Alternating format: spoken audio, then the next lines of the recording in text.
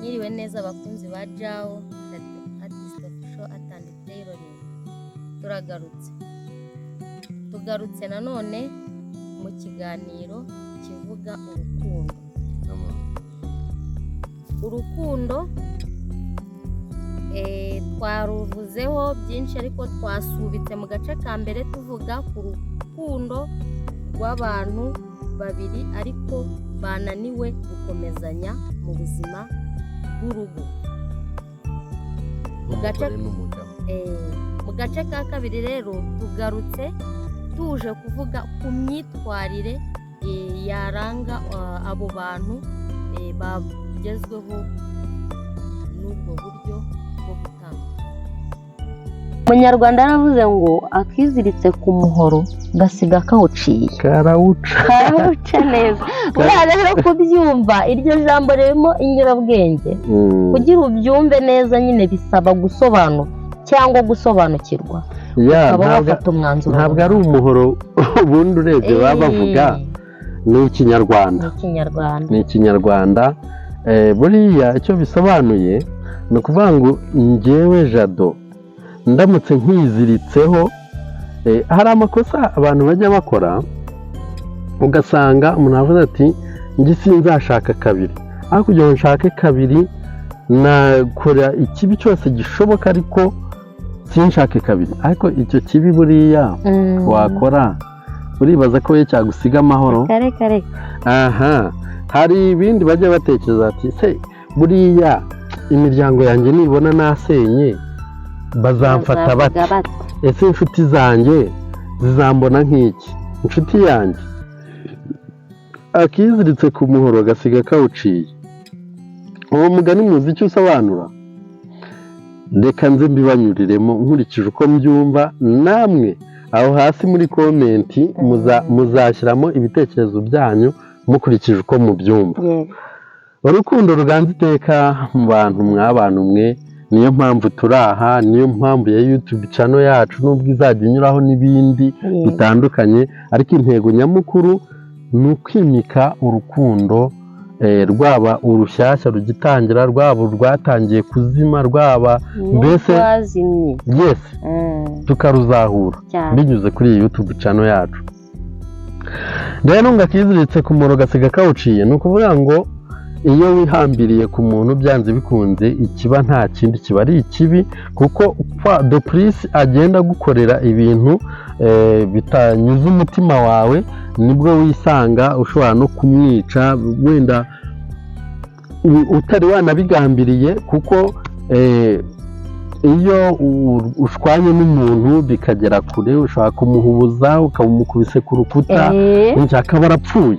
Wa muhoro rero bavuga n'uwo muntu arapfuye. Ubwo wa muhoro njyewe ndakawiziritse, ubwo nsize nkuciye nyine ndamwishe. Nicyo bisobanuye njye nkurikije uko mbyumva. Oya ni nabyo rwose, kuko buriya icyago iyo kije yego ntabwo bisaba ingufu nyinshi kugira ngo icyo kintu kibe.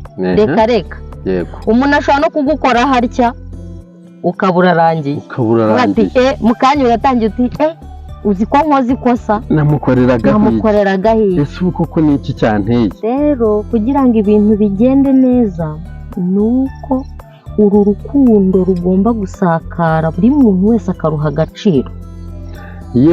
Akaruha agaciro, yewe mbese agakoresha uko ashoboye, niba ari n'amahoro akayihingamo, kuko buriya urukundo nyarwo rurangwa n'amahoro, umutuzo, umutekano, ku buryo niba runaka akubwiye ati wakintuwe, reka guhubuka, genda gahoro, ubanza utekereza uvuga ati ariko kucyanyisa ikintu byaba biturutse ese wenda ngiye nta ruhare naba nabigizemo kugira ngo koko abari kumbona nk'ikintu ntambone nk'umuntu.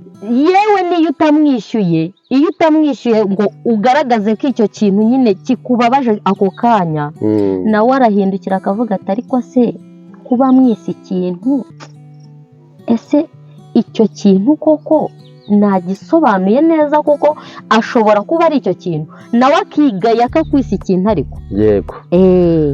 Ni ukuvuga ngo rero nshuti bavandimwe mudukurikiye, iyo habayeho ikosa nk'iryo umwe akica mugenzi we akajya muri gereza, wa wundi wapfuye baramushyingura ariko nawe ubuzima bwawe bukomereza muri gereza. Reka rero nkugire inama, ndagira ngo nkubwize ukuri ko ba bantu watinye ko bazabona wasenye, za nshuti zawe watinyaga uvuga uti zizamfata nk'iki, bizagenda bite, iyo ugiye muri gereza ugenda wenyine, ba bantu watinyaga ntimujyana. Yewe n'ugupfuye agasoni wenda aragusura muri gereza, yego, ariko nawe aza rimwe, ntabwo yahora agaruka. Rero nyuma yo gutekereza kuri ibyo bintu, kumva uburemere bw'ingaruka zabyo, wafata umwanzuro ugakora igikwiye, aho kugira ngo ujye kurangiriza ubuzima bwawe muri gereza. Buriya hari byinshi uba utakaje, harimo n'ubuzima bwawe.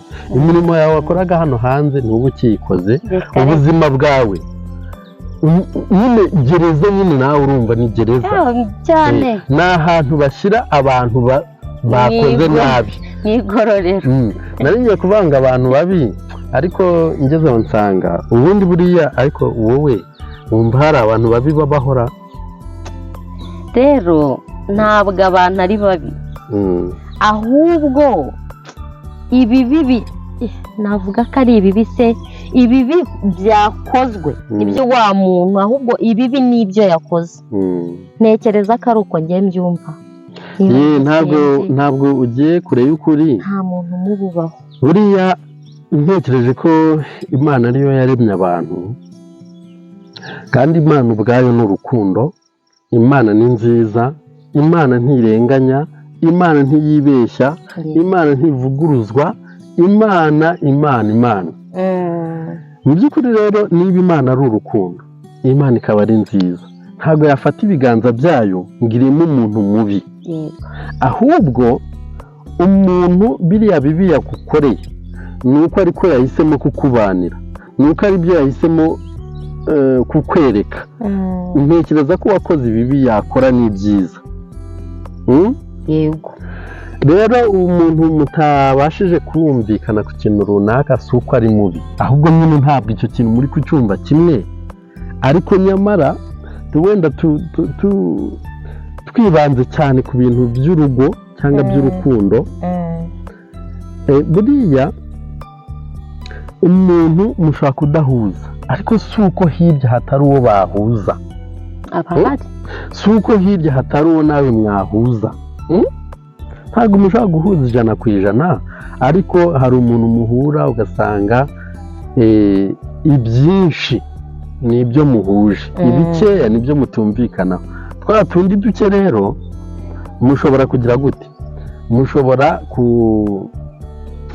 kutwihanganira, kutubabariranaho, kuko ntabwo abantu bahuza 100%. Kuko niba ngewe Jado mvukira mu muryango uriya runaka w'abazigaba, ufite imico ugenderaho, hasi nawe ukavukira mu muryango w'ababungura, ufite imico nabo ugenderaho, tugahura dufite imyaka 20 no hejuru yayo, sitadire ke ni imico ibiri tugiye guhuza, tugiye kubanya, yari itandukanye.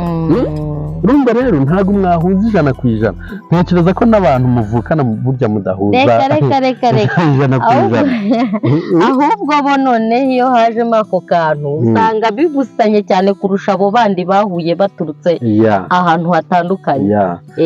No kuba abantu muvukana muba munapingana, musuzugurana se, umuntu yagukoraho. Reka wowe mukuru ubirenganiramo, kuko muri umunani wahangana nawe urareba ukavuga ataka akana, ariko ko utireka mfusha batananseka bavuga bati umuntu mukuru. N'ibindi rero nuko kuwatekereje gutyo, ya mico itabashije guhura, habaho kwihangana, ukihangana ukavuga uti nubwo iki kitagenda neza, ariko ibi niba binkorera neza, muri ibi nibi ambanira neza.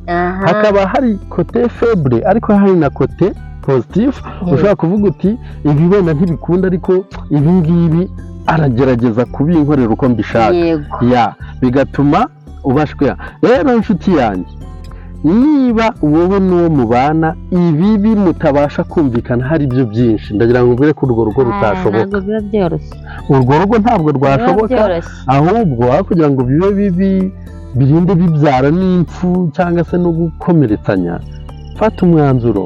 Hirya hariya hari uwawe ugutegereje, hirya hariya hari uwe umutegereje. ese sheri wagize ngo ni kuri abo bari mu rugo gusa?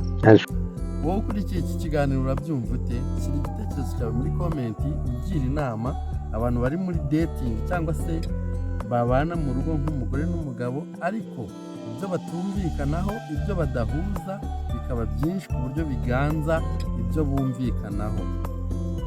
Nimutwemerere rero aka gace ka kabiri tugasubikira ahangaha, twongere gusubira mu kandi gace ka gatatu gakurikiyeho. Urukundo rukomeze ruganze iteka mu bantu. Ciao ciao, hasta la vista.